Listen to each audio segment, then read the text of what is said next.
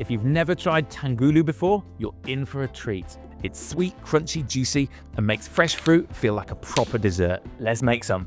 Start by selecting your fruit. We've gone for red and white grapes, mandarins, kiwis, and strawberries.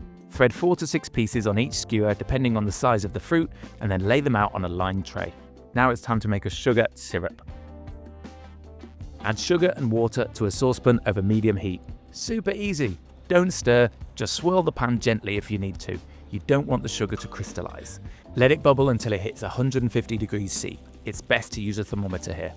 Now move fast. Dip each skewer into the syrup, turning to coat them evenly.